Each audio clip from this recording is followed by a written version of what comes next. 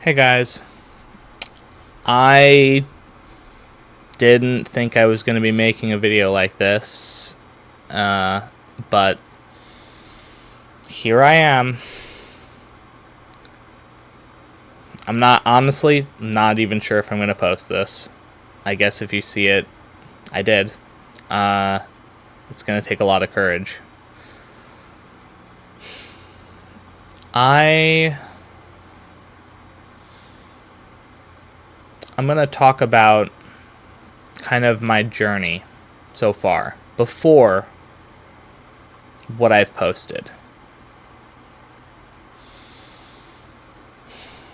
I guess I'll just start at childhood and then just kind of work my way up. So,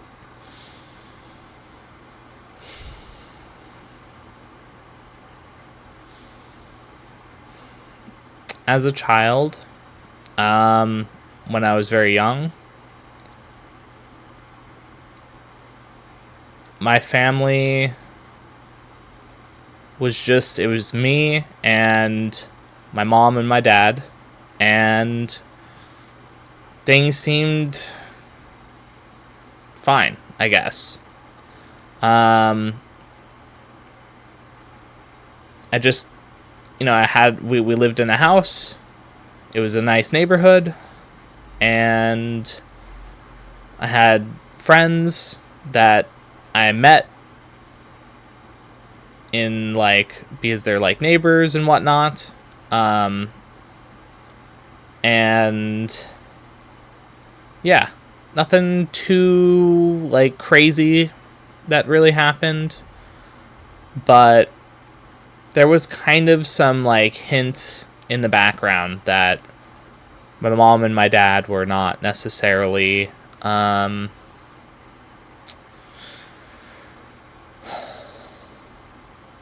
they weren't they didn't have the happy marriage that maybe the kid me thought.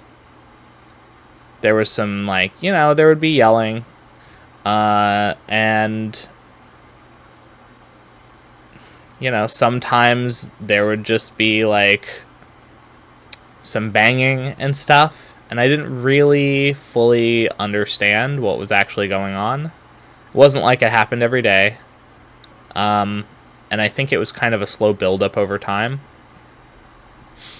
And then my sister was born, and she just came into the world. I was very excited. I remember I put all of I had little trains, and I put them in my little cars and stuff on a banister to show off to my sister that I didn't understand. I was so excited to have a sister, and then as we kind of grew older, things just kind of got worse in some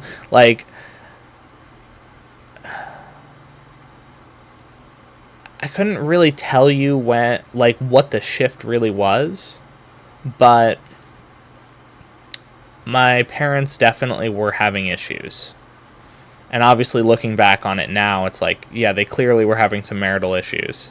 And in the background, my grandfather was just he always treated me kind of like the son biological son that he didn't have. He had some sons that were from a different, he wasn't the father. And I think he always treated me. Oh man, I'm getting emotional just thinking about it.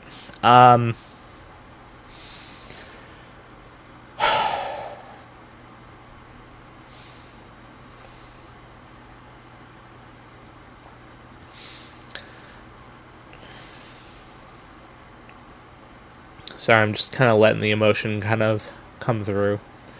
Um,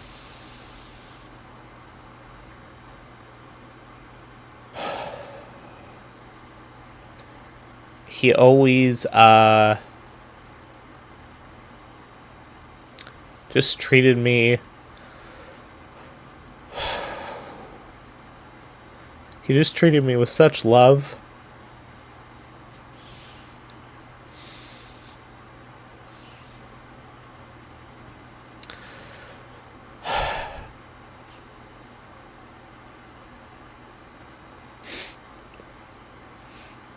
I really miss him.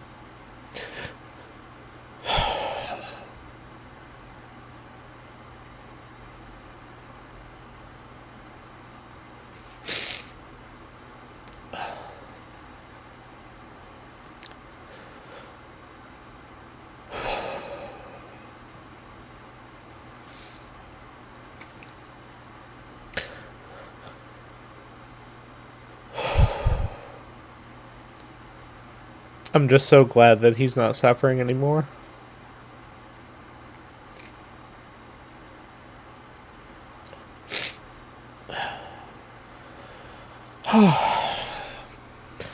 Man, I did not expect that.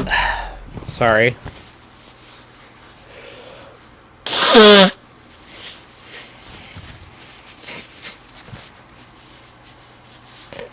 Oh god. This is gonna be a hard video, I can already tell. Oh, fuck. Sorry. I gotta blow my nose again.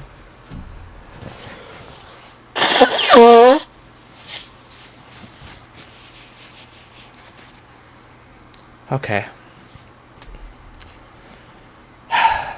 This is gonna be such an unprofessional video. Oh, man. But yeah, there was this, this just love that,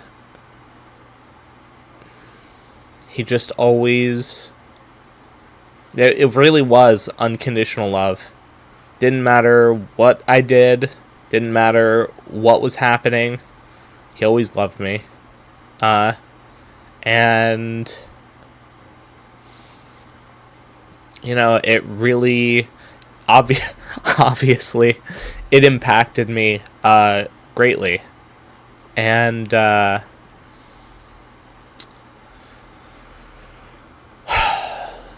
he was kind of like, he was a stabilizing factor in my life that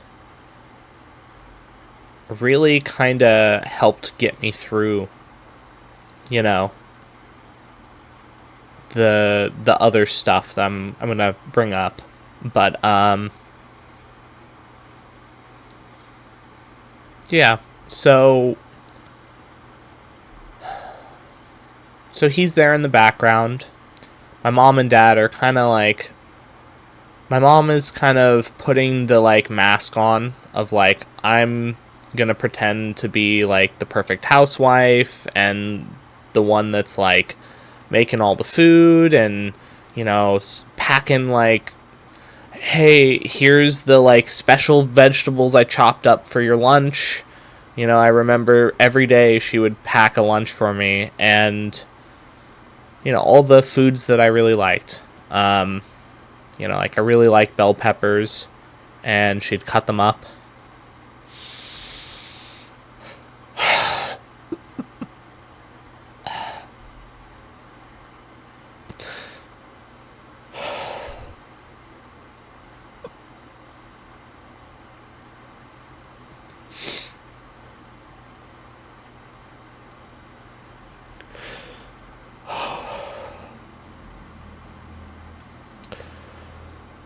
Oh, fuck. Okay.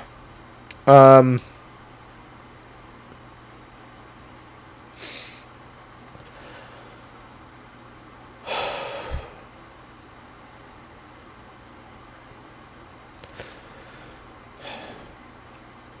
miss her too.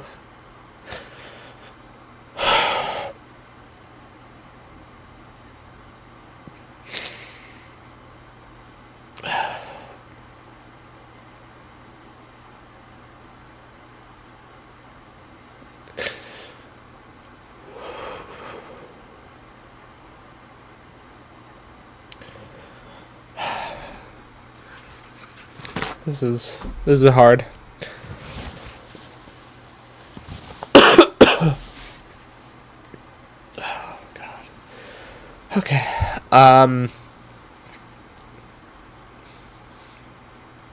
Yeah, she'd that was the way that she would always show her love.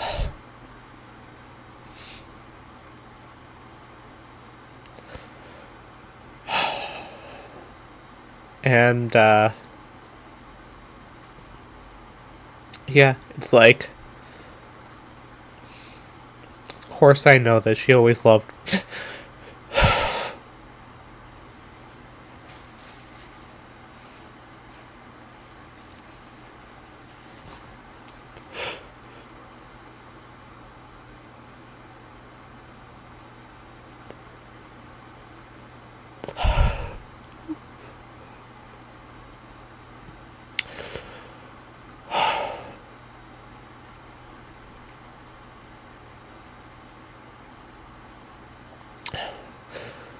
of course I know she always loved me.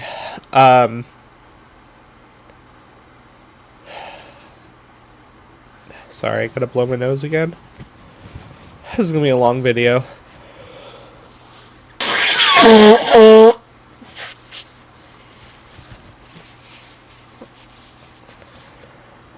Oh man, okay.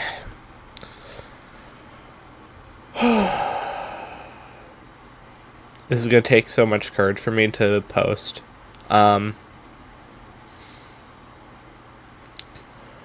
Okay, so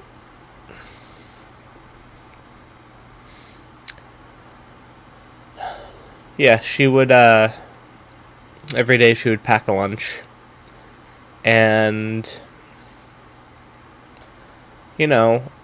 as a kid, it's like,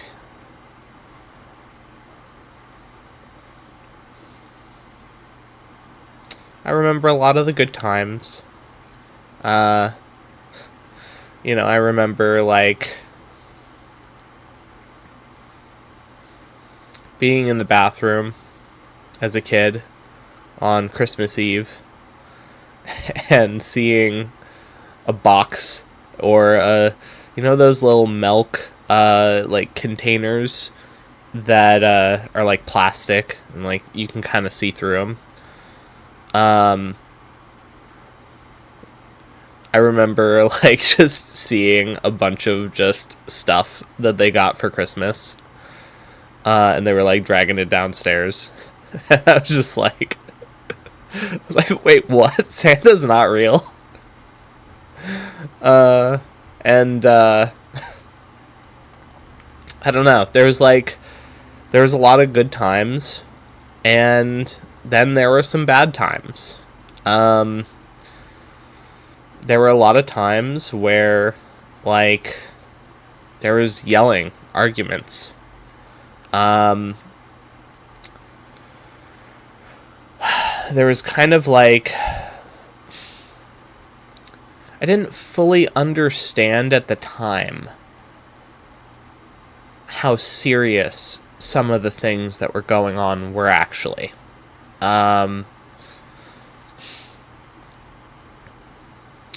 There would be like, oh, we like are joking with our fights or whatever, where it's like my dad's in the shower and my mom dumps a bucket of ice on him while he's in the shower, and I'll hear him yow like while he's taking a shower, and I don't know what's going on. And I found out later that that's like, they were like, I don't know if maybe they were angry at each other. I don't know. But like, there was this constant back and forth where it's like jokes that were going too far, or maybe it was aggression, passive aggressiveness. I don't know. There was a lot of door slamming, and And then there was like these moments where um, I'm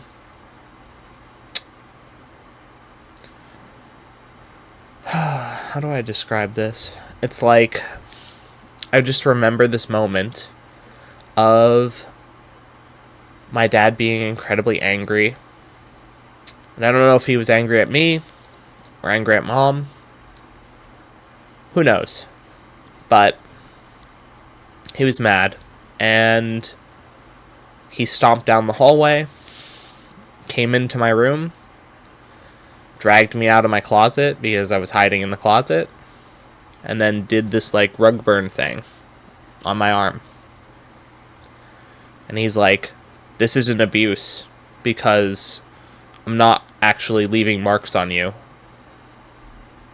And that would happen from time to time.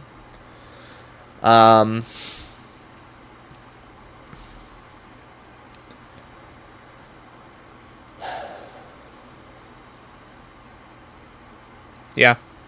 It was just kind of part of the cycle of what was going on in the house. And he was also incredibly competitive, where we'd play board games like Risk, and I don't know, he almost just got mad when like someone else was winning.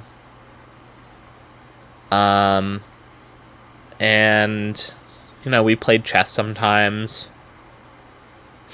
And it was very much like, I have to like beat you to make you know that like I'm better than you.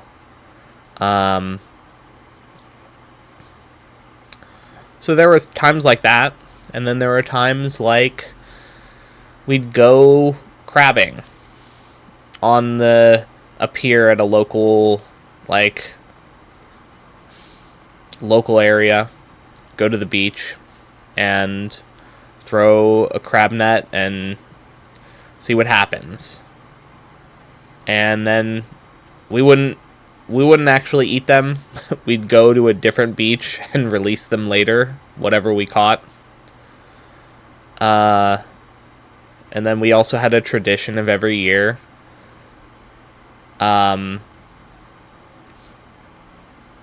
going to a store and buying the biggest crab and then releasing it on the beach, which, just to be clear, I'm assuming that's probably not a good idea. It's like in hindsight, I don't know what we were thinking, but like it was some weird thing where it was just like, yeah, that's what the family's doing.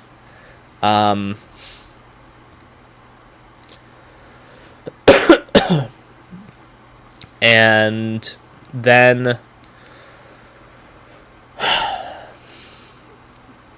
there was also this like, my family was very religious. It was specifically Christian Science, which is, if no one knows about Christian Science, it's kind of like a subsection of Christianity that is it has a very different view on reality. And they talked about this book called The Science and Health, with Key to the Scriptures by Mary Baker Eddy. And that's their big, like, it's like a book that you read in addition to the Bible. And I don't know, I loved going to church. I did. I really enjoyed the little Sunday school stuff that we had going on. I had some really great teachers.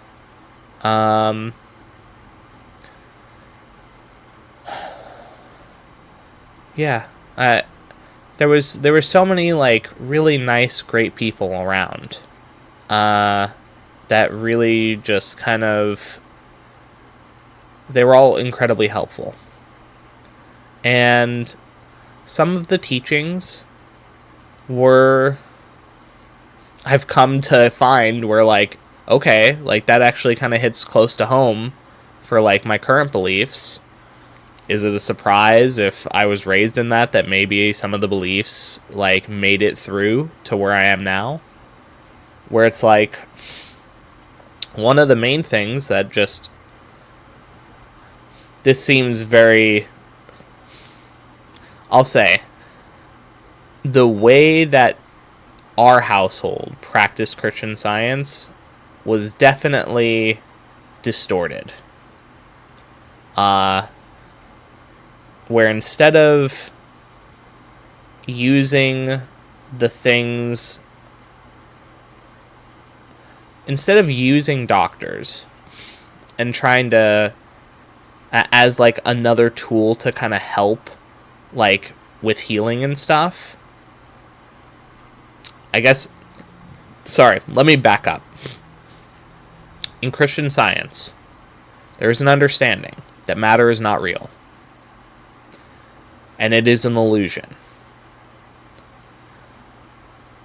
I have come to find that I understand that from a totally spiritual perspective that isn't necessarily related to religion at this point, through my own experiences.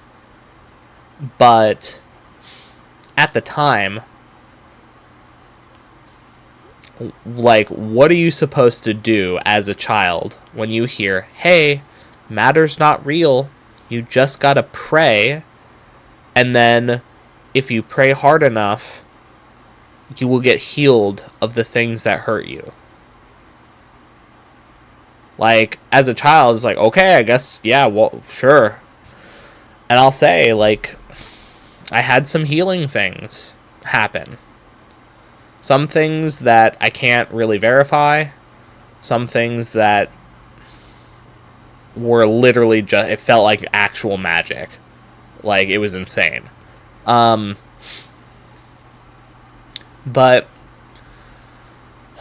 so that's kind of like in the background. That's kind of happening. And I know instinctively that the way we were practicing Christian Science was, like, not right. But I didn't know what was wrong with it. And, you know, later, I'm like, okay, I'm atheist. Well, agnostic. That was how it was. It was, I'm atheist. And then it changed to, well, I guess I'm agnostic, because I guess I did have these things happen to me when I was younger, right? But, and now I'm just kind of spiritual without a label, I guess. So that's the evolution. But, I guess spiritual's not even the right word, because spirituality is a bubble as well, just like religion. So it's kind of like, I'm more realityist. I don't fucking know what it is. It's just like, I allow myself to be open to everything. And I'm not saying, like, oh, I should, like, allow, like, negative stuff to come my way. It's more of, like, I understand we are all one, and that this, everything is the same entity, right? I'm part of that same entity. And it's just exploring itself. It's the one. You can call it God, but I don't really like using the term God, because there's, like, many different types of gods. And so I don't think putting, like, a Christian God in the same plane as the one, like, that doesn't make sense to me. So I don't like using that. So I just always refer to it as the one. We can also maybe say the creator, but, like, yeah. Anyway, I'm sorry. Getting a little off track. So that's religion in a nutshell. That's like how I was brought up. Was like, we don't go to doctors. We pray and heal, and if it isn't healed, you didn't pray hard enough. And that's very much like not actually what Christian Science tries to teach you. That's like a small, like, radical version of Christian Science that is like, man, like,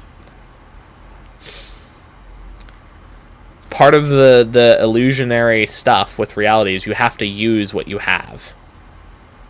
And but nope, we're not doing any of this science stuff.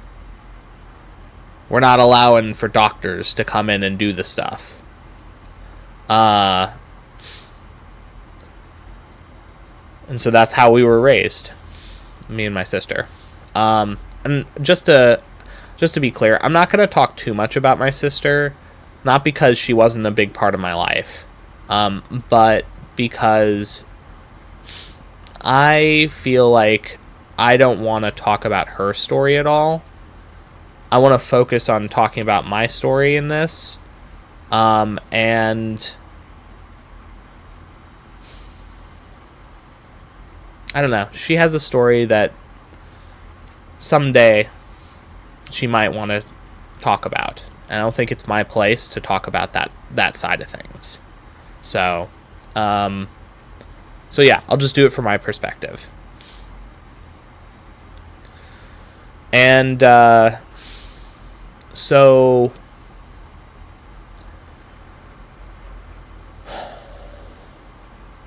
yeah, I think growing up in this kind of landscape, you have the kind of abuse stuff going on in the background. The, like, we can't go to doctors, so, like, you know, there was a lot of times when it's like I'm sick and I'm just like laying in bed, and it's days of just feeling awful, and then it's like I didn't understand at the time, but I loved school because I got out of the house. And I remember multiple times we would have one of my first schools, because I moved around different schools, but I'll get into that a little bit later. But the first school, there were so many meetings that we had where it's like, hey, he's sick. Tom needs to, like, go home for the day. And I was like, please don't let me go home. Like, please, I want to be at school. I love school. I want to be at school. And it's like, nope, sorry. You can't be here today. You have a temperature. You're going to get everyone else sick. And it's like, I just want to be at school. Please, please, please. Nope, sorry. And this would happen, like, anytime I was sick. I was like, please just let me stay. I'd try to hide the symptoms. I'd try to, like, I'm not sick at all. Nope. Don't, I'd put, like, a cold pack on my head to try and make my head colder. And it's like, see, I'm fine. So yeah, so that was kind of, like, I realize now that was me running away from, like, what was going on in the house. Because it got worse as I got older. And then, at a certain point, I switched schools. I don't remember why I switched schools. It definitely feels really confusing to me why I switched schools. But I switched schools for the last 2 years, for I think it was like 5th and 6th grade or whatever. And I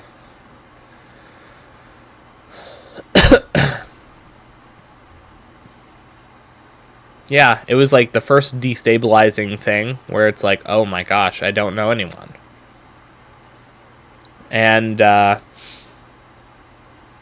there's one really. Oh, I forgot to mention something important.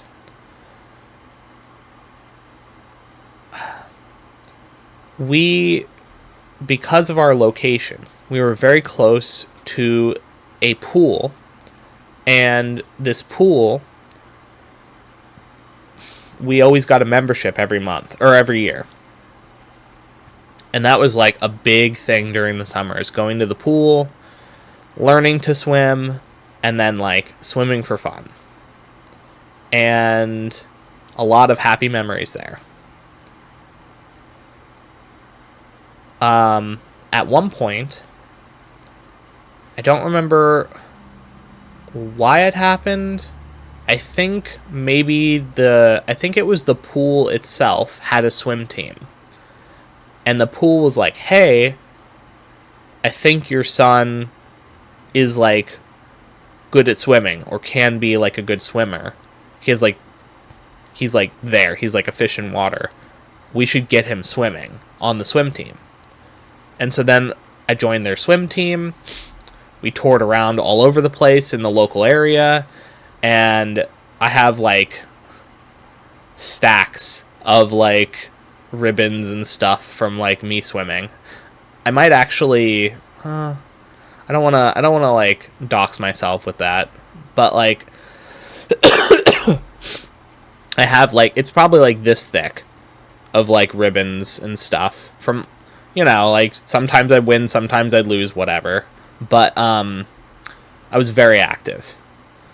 And that was also kind of a big part of my life, is like my dad kind of, I hate to say it, but he was kind of like the dad that saw, oh my gosh, my son could be like an athlete at some point. I need to push him to be like the best athlete he can be when he's younger. And it actually totally killed my love of swimming for a while. But I got a little ahead of myself. There was like, we did all sorts of drives every year. Like, I swam up until I think I was like, I don't know, it was like 4 years of swimming, 4 or 5 years of swimming. I started when I was like 7. So I guess I was like 12 when I stopped swimming. But during that time, like, I remember going around the neighborhood with my little clipboard, and I'm like, hey, can you pledge for, I'm going to swim a lap for, like, I'm going to swim a bunch of laps, and can you do a pledge for every lap that I swim? And it's like 10 cents per lap, or whatever it is, for the swim team to raise money. And so, of course, like, I got a bunch of people to sign up, and everyone was like, yeah, you got this. And I went door to door. It was like, I enjoyed like just coming and saying hi to everyone. And yeah, then like my dad was like, okay, we're at the swim, like, I'm gonna officially like be here. We didn't have like, we're not filming it or anything, but he's like, I'm here, you're gonna do the laps, and I will keep track of them. And I think there was someone else that was there to like check in. I don't know exactly how this all works, because thinking about it, it seems really shady to just be like, yeah, take my word on how many laps I swam. But so I swam 140-ish laps, which is a fucking lot, as like a 9 or 10-year-old kid. I remember every time I wanted to quit, he'd be like, now you could quit, but just so you know, if you quit, I guess you're gonna not get the Hot Wheels that you wanted. We used to collect Hot Wheels as a kid, or as I was a kid. He was a big collector. We had an entire basement devoted to his cards and his collections of stuff. He had probably hundreds of thousands of like baseball cards and all sorts of stuff. Sorry, my nose is kind of plugged. Hold on.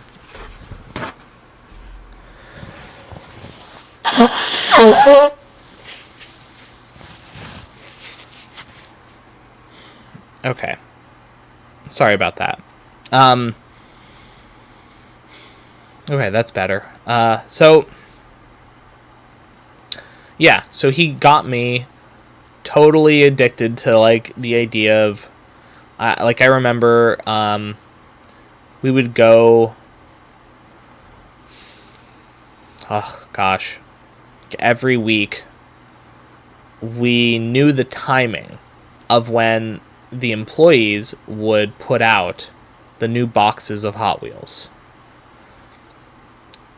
And there was like a bunch of 40-year-old guys. Now, just thinking about this now, it's like, what the fuck were we all doing? But there are a bunch of 40-year-old guys, and we would all run. I'm not kidding you. We would fucking run to the Hot Wheels, like, racks. And we would look for the treasure hunt Hot Wheel cars that were worth, like, $50 back in, like, the 90s, which is a lot of money. And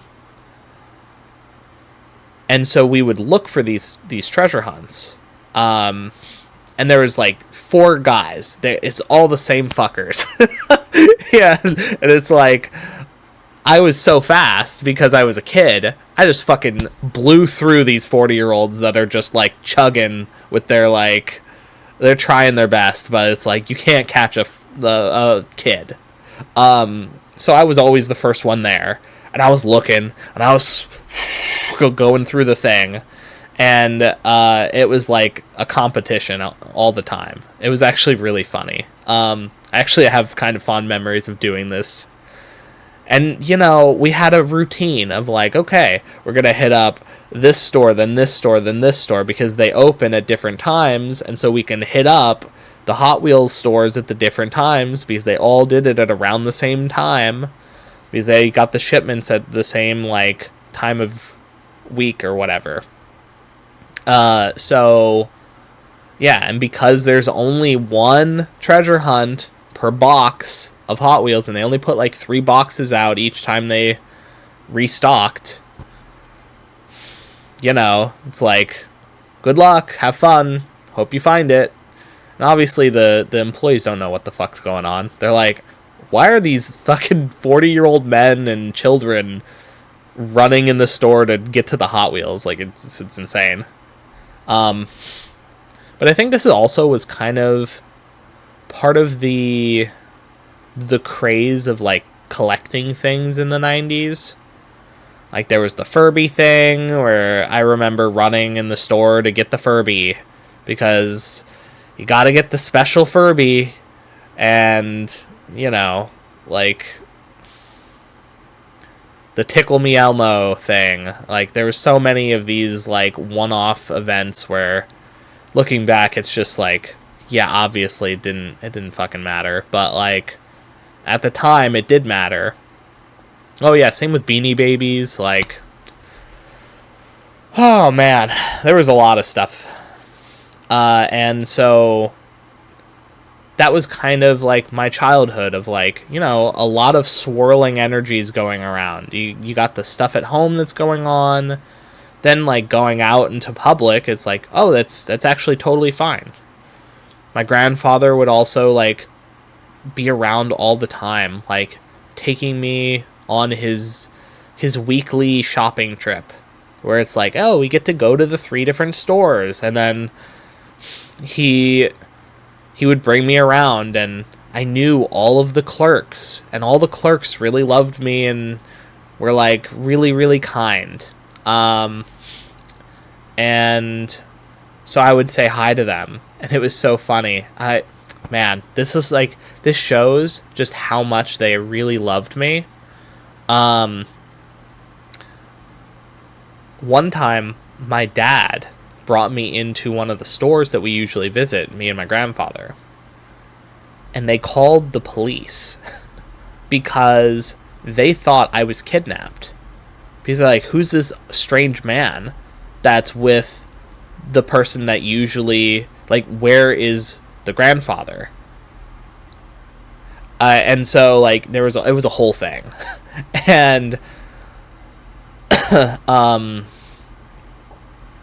I think intuitively there was this dynamic between my dad and my grandfather where it was like, I don't think my grandfather liked my dad. And I understand why. Because there definitely was some issues there. Like, I'll just say, later on, there was some writing that he wrote talking about women in a very derogatory, negative way. And he had a lot of issues. I'll just say it. He had a lot of problems. But in spite of all that, I know that he did love us too. He loved all of us in his way. He was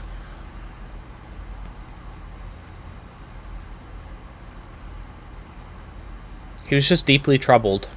And I don't think he ever really was able to work on his internals.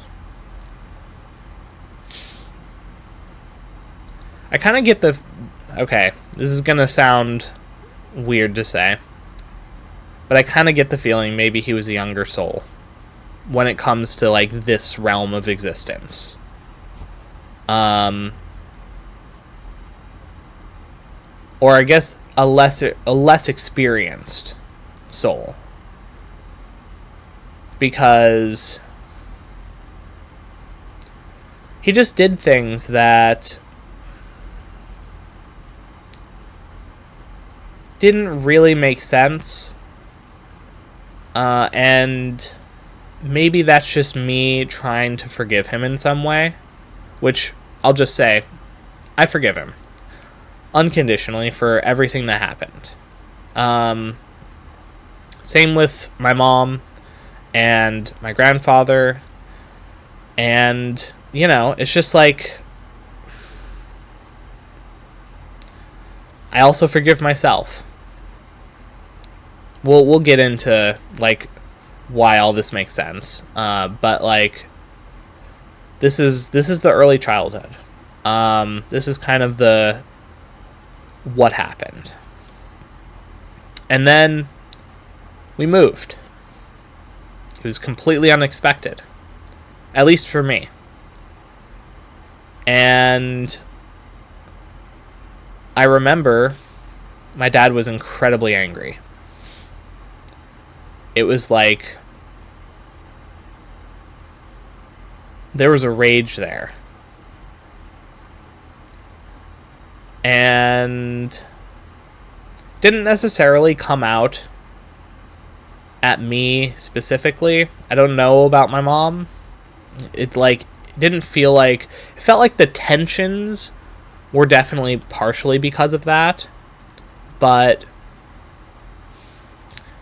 I'll just say he worked in a place that had to do with housing. And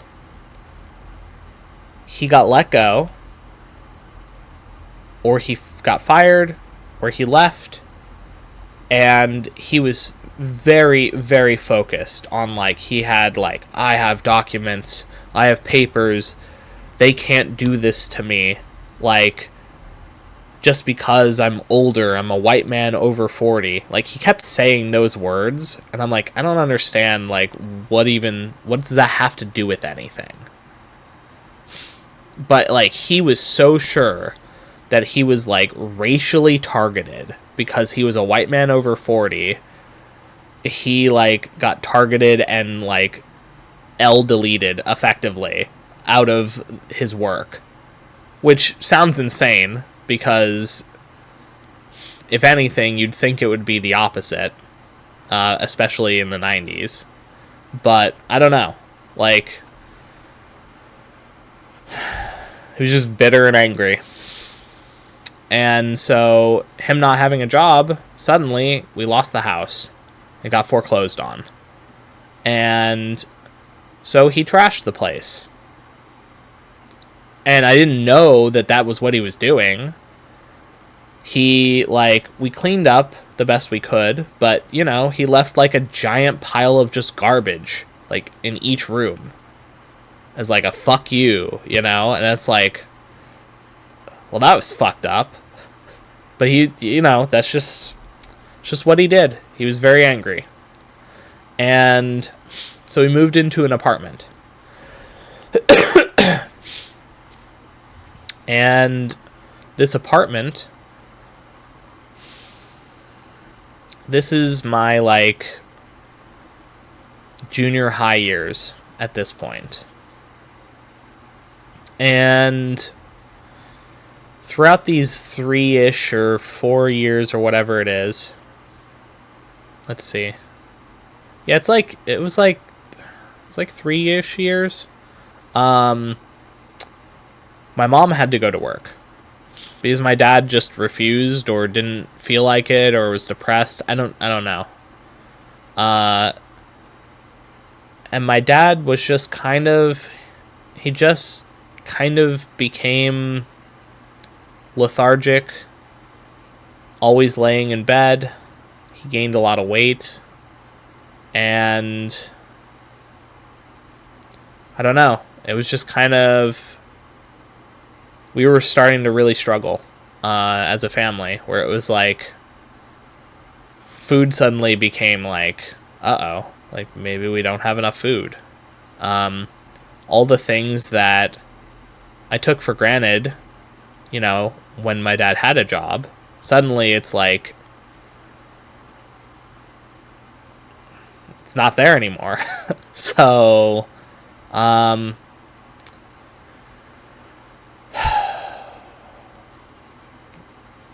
it was hard. That transition was really hard. Especially, like, we had a big house. And so going from such a big house to a small apartment, luckily, my sister and I had separate rooms. So it was like, well, that's great at least. But I don't know. Like, thinking about it, I actually don't understand. I think my memory's kind of blurry here. I vaguely remember my sister having her own room. I had my own room. And I think my mom and dad slept in the living room. I don't know if that's right. Maybe. Because I remember, I don't know. I am unsure of, like, how that actually all played out. I don't know. But I just know we were struggling. And this is at a point where there were some days I was incredibly hungry. We didn't have anything that was, like, edible in the fridge. And so, like, I went to the convenience store and I ended up stealing some stuff at the convenience store. And I got caught one time, and this wonderful store clerk or owner, he started just giving us food, me and my sister. I don't know if my sister was there all the time, but I know she showed up at least once. while this happened. And I'm getting a little emotional. I've worked through this a lot, but like I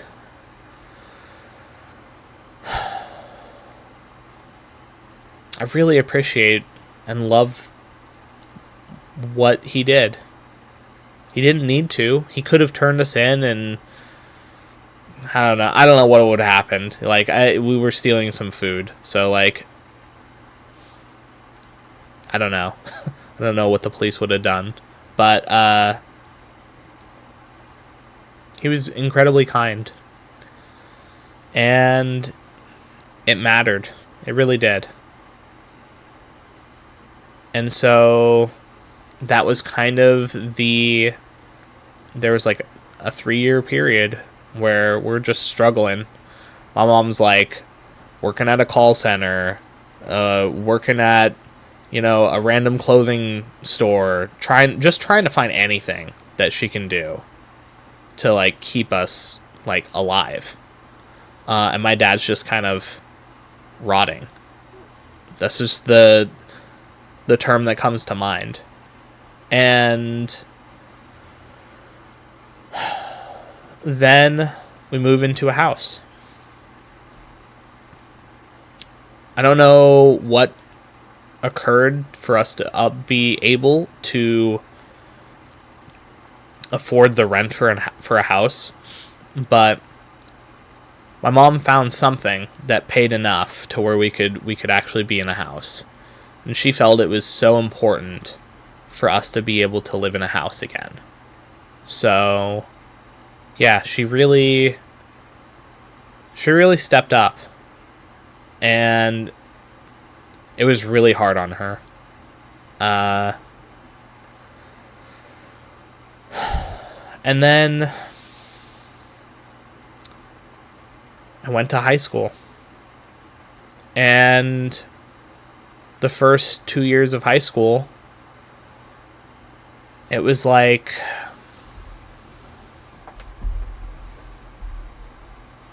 I had some friends, but I also, it was weird. Like I distinctly remember these two friends that one was like really, really tall, and like big relative to like everyone else. And then the other person, they were like best friends. The other person was incredibly short. It's like I don't want to like laugh at it, but it's like very comical at the size difference between the two. And I was friends with them for a while, and then at some point we had some sort of falling out, and they bullied me for a while. And it was funny because the second year of high school, I accidentally, because we got to pick our own classes for our electives, and I picked auto shop because I'm like, yeah, that sounds like fun. Accidentally picked the senior auto shop class, which was like only the seniors were in the auto shop class. So I show up and I'm like ready to learn stuff, and it's like it's not structured at all. It's like, all right, boys, we're here. We're going to be taking apart an engine today. Let's do it. And I'm like, what the fuck? Like, and so the teacher was immediately like, okay, I don't know why you're here. I don't know why you signed up for this class. And you're supposed to do the first class, so you know what's going on, all the basics. And somehow, just like for somehow, they just let me be in that class. Like, it's just like, what? Okay. And there's a reason I'm bringing this up. The seniors, at first, there was a little bit of hazing, but like, I was the tool guy. There's like I, for lack of a better term, the bitch position, which is a tool guy that gets all the tools for everyone throughout the whole shop class. And so they're like, okay, you're gonna start with the tool guy, and then, you know, over time you'll do other things. And I just did my job. And I was like, okay, I don't know what a 3/4 wrench is. I'm going to find it. And they're like, it's labeled, idiot. And I'm like, all right, gotcha. Gotcha, boss. And then go find it. And like, you know, I learned a bunch of tools. I learned a bunch of like what the different types of sockets do, and like why you want one thing over the other. And it's like, oh, cool. Like I got a lot of information. And they kind of just accepted me as like this like kid to protect. I don't know. Like it was such a cute kind of thing where when I needed help, oh god, man, I'm getting emotional thinking about it. It was like they were there to help me, and they were incredibly kind. Wow, I didn't even think that I would be like this emotional thinking about this. But yeah, sorry, I gotta blow my nose again.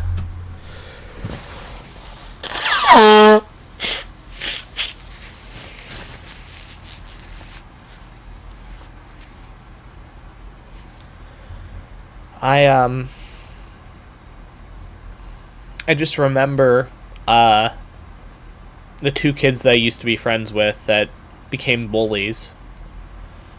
They were waiting for me outside of the shop class after school. And it felt like a fucking movie where it was like I'm walking out and they're like, we're gonna beat this guy up. And then the fucking posse of like seniors come out and are like, yeah, we'll fuck him up for you. Get out of here, kid. Like, that was like, oh man. And I don't know, it was just like, man, those guys, I don't even know any of their names, but like they have such a special place in my heart for them, because I just needed someone like that to just stick up for me.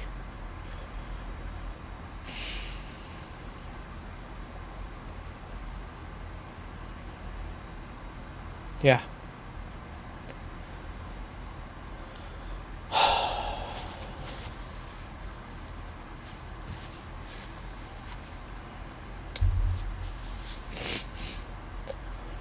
Oh, gotta blow my nose again. I'm sorry. This is gonna be so unwatchable. I'm so sorry.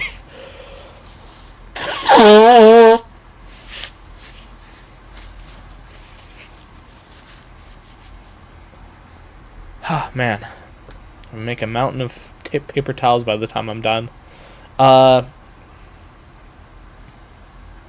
So...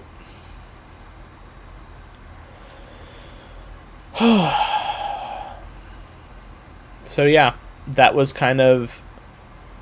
like the first 2 years of high school. Or I guess, was it the first 2 years or the first year? I say that because I'm getting into like a really hard topic for me to talk about. I'm not going to talk about specifics.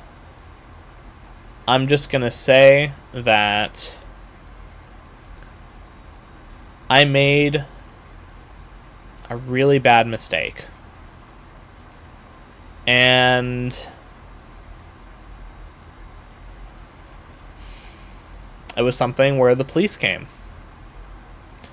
And I just told him what happened. My dad was just downstairs, basically just laying around like usual. And so I answered the door. And they're like, hey, can we, like, talk to you for a second? I'm like, oh, yeah, okay. Yeah, you're a policeman. I gotta talk to you, and I gotta tell you whatever I need to tell you. And told them what happened. And they're like, okay, thanks for telling us. And then I got arrested. And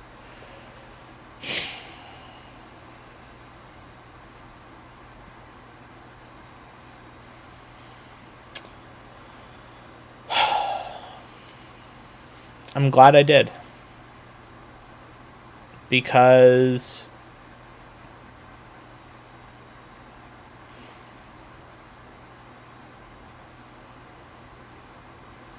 I needed to have the following experience happen to me in order for me to become who I am now.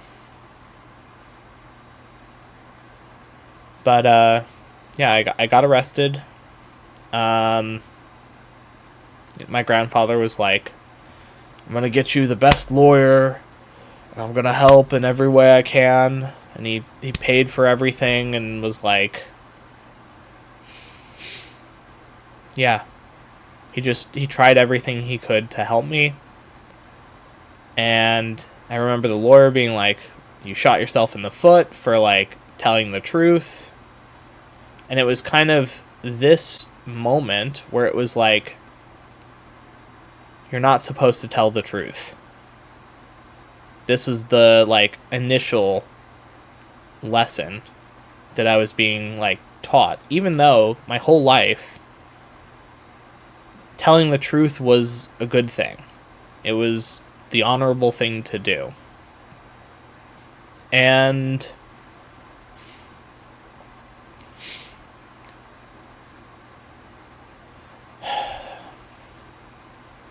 it was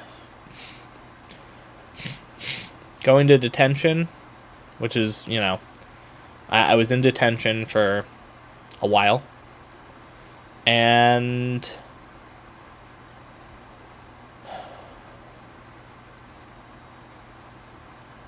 you know, it kind of just felt like whiplash of, like, me not really understanding the gravity of kind of the situation and not really understanding why telling the truth, it felt like I was getting punished for telling the truth. And so, like, while I was in detention, I started lying about everything. It was like a knee-jerk response of, like, okay, I gotta, if telling the truth is not right, then I gotta be a liar instead. It was like knee-jerk reaction. And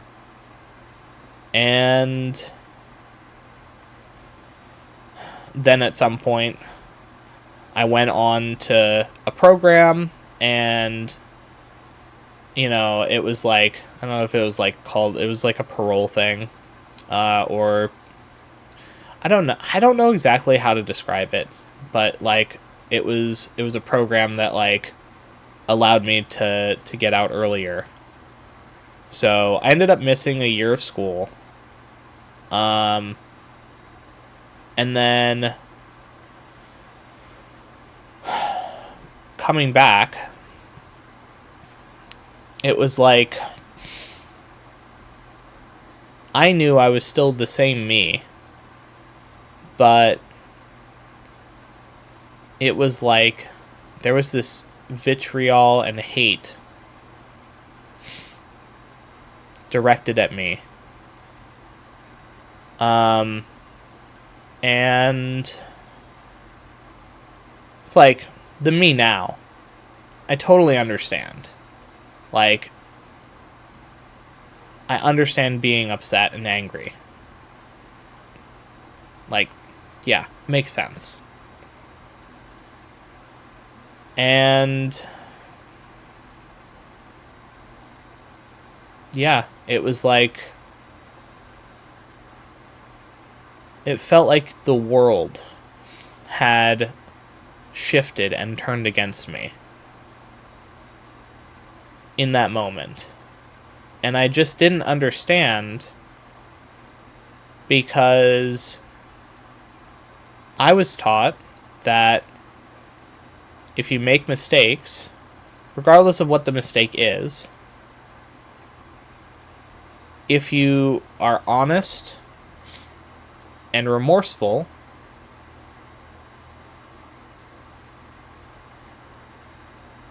and make sure that you don't do anything, whatever the mistake was, if you don't do it again, that you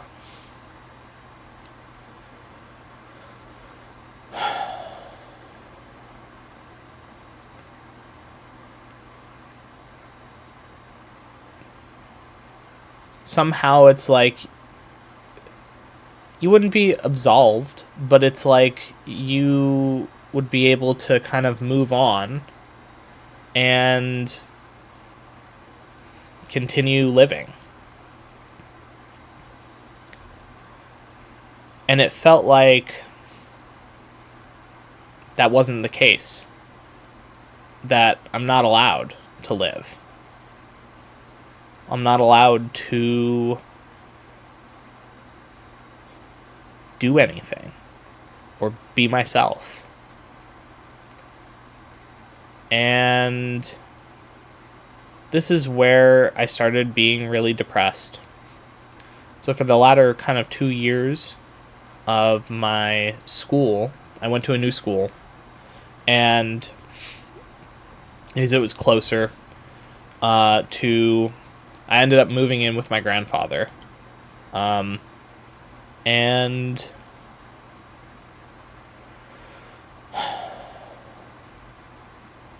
for those 2 years, it was like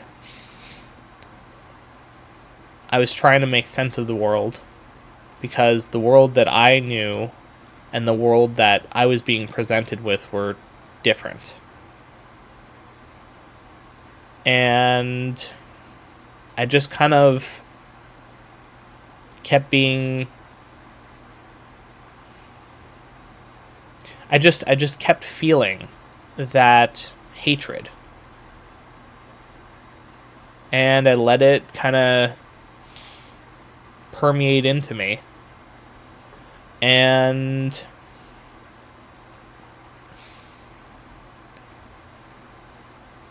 I started believing that I didn't deserve to live. I didn't deserve to be happy. And that I was a monster. Some evil thing that, like, everyone deserves to trash and hate. And that was it. Because that was just the experience I was having. And I internalized that. And it's like, yeah, of course. If I could go back, I would obviously not I would obviously not make that mistake. And it haunted me forever. Like, for like the majority of my life. Where it's like, I made a mistake as a kid, and now I don't deserve to live. So I was incredibly suicidal. There were several points when I almost killed myself or attempted to. And I went into counseling to, like, work through stuff. Didn't help. Kind of, maybe it helped a little bit, but, like, the core problem was I needed to forgive myself, because we all make mistakes, big and small. Some of them are more serious than others.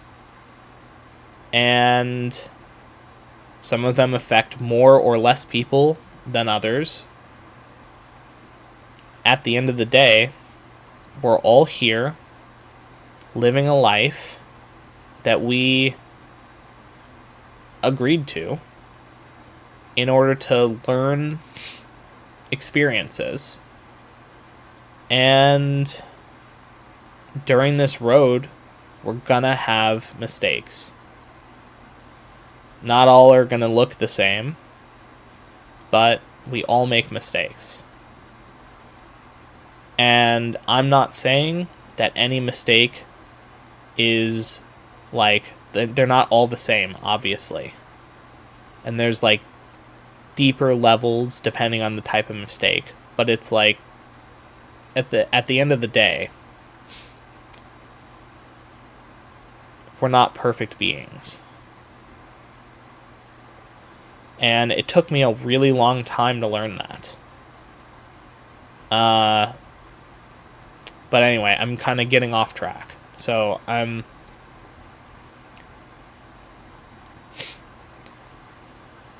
of high school came and went. And my mom was really, really pressuring me to go to college. She's like, you have to go to college. She even like forced me to sign up for classes. I didn't know at the time, but she was actually getting money. She's collecting money in order to, like, it was like some sort of stipend that you get for having a certain amount of kids, like, doing stuff, and I don't know. It's a thing.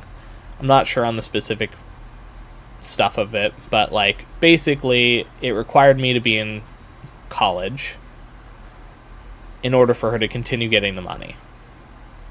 I didn't know that, so I ended up going to class and then saying, fuck this, I'm not going to go to class anymore.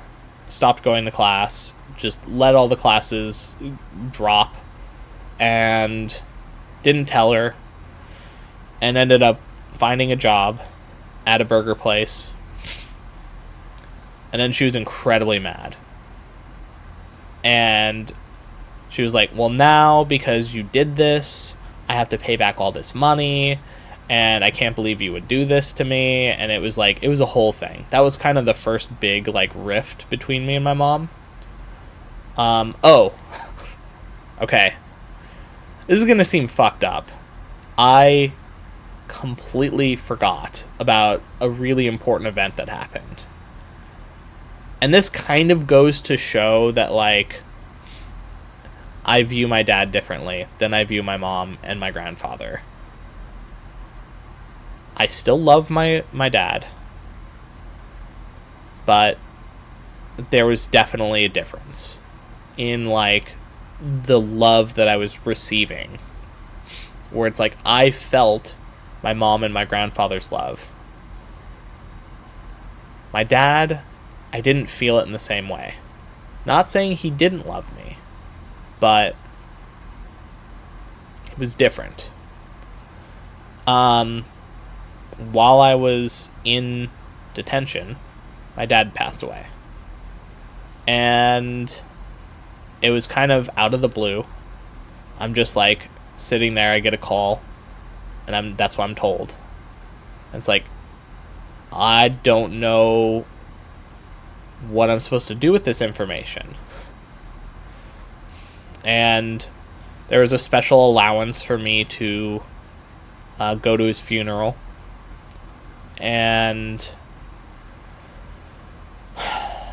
yeah, it was kind of like, it was so,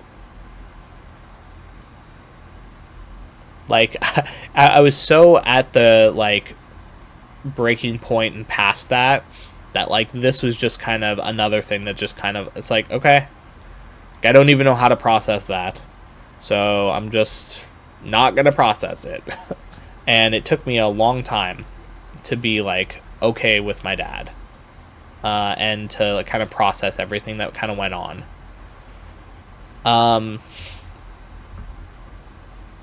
And so moving back, so I get this first I get this first job, and I meet a girl there. Girl. I meet someone my age. She's like, I think we're both like 20 at that point, or 19 or whatever. But like,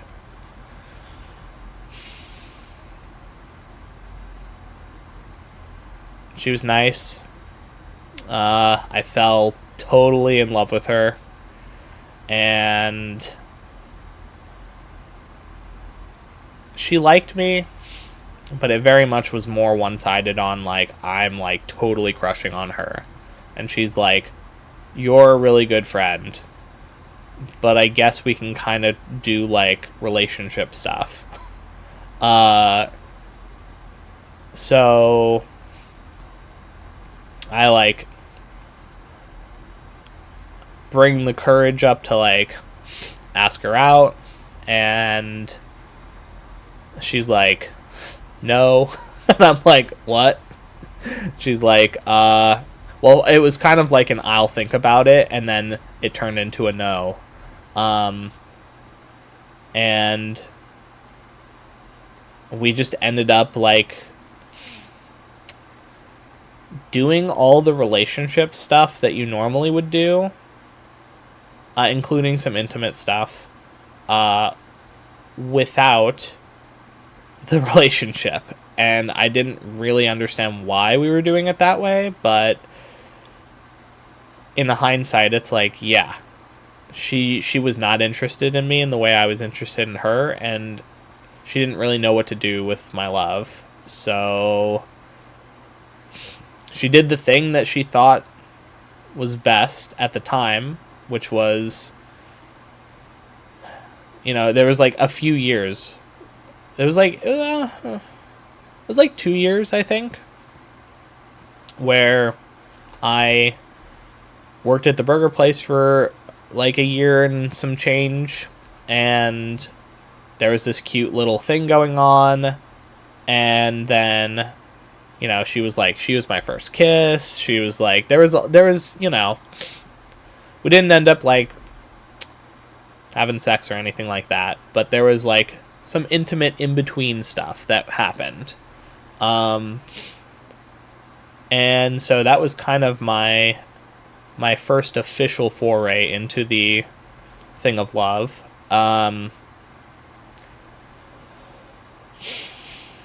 There were some like other kind of things that didn't really pan out in the past, but like very much this was like the first official thing where it was like, if I was to say, hey, there's these two these two adults that are hanging out with each other every like couple days. They're going on trips.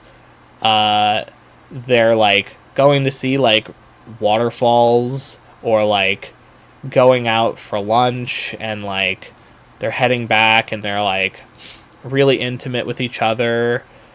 Like that's just like, that sounds like a relationship, right? But it never really was official. And then towards the end there, she's like, okay, we can have a relationship for 2 weeks. And I'm like, what? Okay. Seemed really confusing to me. So we officially are dating for 2 weeks. And she ends up cheating on me with my best friend. And I'm like, what? The 2 weeks that we're actually like officially dating, and you cheat on me at that moment? Like, what the heck? I was so confused, and I felt like super betrayed by like my best friend, and it was just a whole thing. And There was also kind of a side thing I'll mention about that, about the best friend, but I'll get to that in a second. But yeah, and looking on it now, it was very clear to me that she didn't know how to have me stop loving her. So her way that she decided to fix things was to make me hate her effectively. At least that's the vibe I was getting, like, looking back on it. And I mean, it worked, but it's like, I don't know if I hated her. I just felt really sad because I don't know. I just didn't understand. And yeah, so that was kind of the first little thing that happened there. And then after that, there were some other things that, like, there were other relationships that I went into after that. But they weren't full-blown relationships. Again, it was always kind of like, we're friends with benefits in, like, a couple cases, or we're, like, you know, doing this, like, situationship thing, this dating but not dating thing. And yeah, it's like, I got experience doing the relationship stuff, and, you know, it just all felt super messy at the end of the day. But backing up a little bit, so this best friend that I had at the time, man, I keep getting clogged. So let me.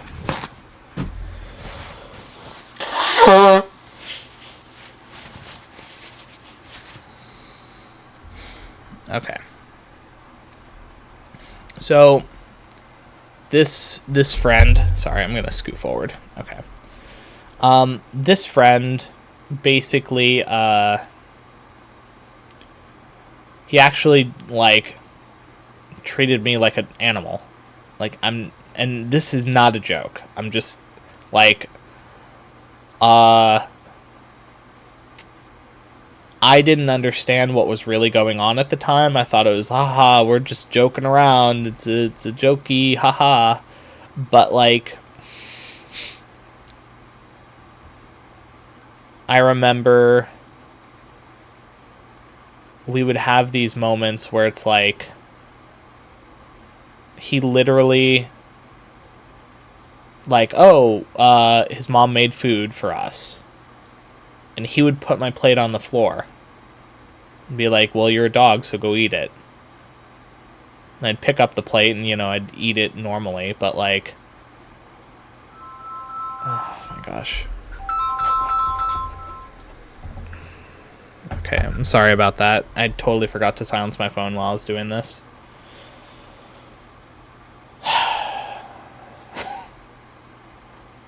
Okay, so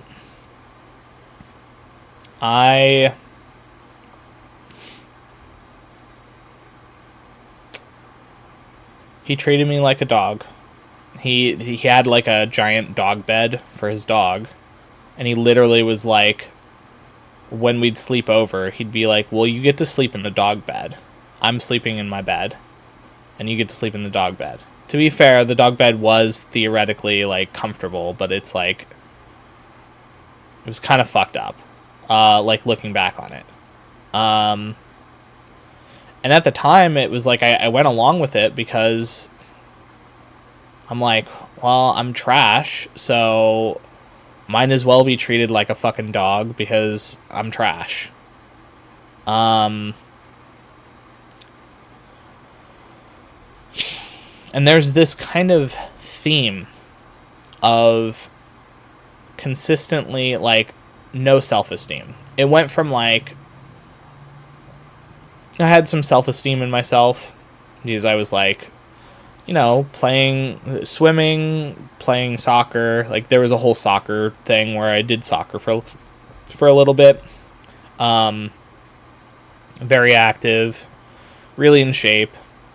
Uh, during high school, I like worked out with my grandfather, and I got really like I was very toned. I didn't have a full six pack, but I was like as toned as you can really get without seeing the six pack.